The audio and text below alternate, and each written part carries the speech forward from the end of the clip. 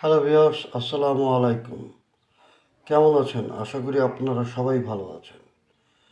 Viewers, আজকে আমরা নতুন একটা পাখি নিয়ে আসছি, সেটা হলো কিং কোয়েল। এই প্রথম আমার বাসায় আমি সেট আপ দিলাম। সেট আপটা আমি একটা ছোট অ্যাকুয়ারিয়ামের ভিতরে সেট আপ দিয়েছি। মেলটা হলো ক্লাসিক মেল, আর ফিমেলটা হলো হোয়াইট। ক্লাসিক মেলটা আমার কাছে খুব পছন্দ, আর ফিমেল হোয়াইটটা আমার কাছে খুব ভালো লাগে। সামনে একটা সিলভারের পেয়ার দিব। তো আপাতত এটা দিয়ে শুরু করলাম। এই আমার লাইফে প্রথম আমি কিং কোয়েল পালতেছি, দেখা যাক কি হয়।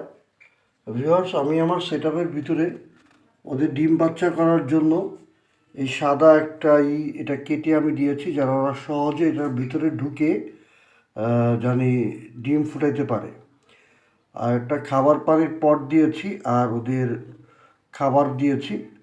ওদের খাবার হিসাবে যতটুকু আমি জানতে পেরেছি, ওরা চীনা কাউন এগুলোও খায়, সাথে ব্রয়লার ফিট, ওই যে জিরো যে ব্রয়লার ফিট ক্লাসিক, ওইটা ওরা খুব ভালো খায়, আমি ওইটাও দিয়েছি। দেখা যাক ভিউয়ার্স, এটার রেজাল্ট কীভাবে, কতটুকু কী পাই। সামনে একটা বড় সেট আপ দিব আমি কিং কোয়েলের, 2-4 দিনের ভিতরে এক পেয়ার সিলভার কিং কোয়েল আনবো।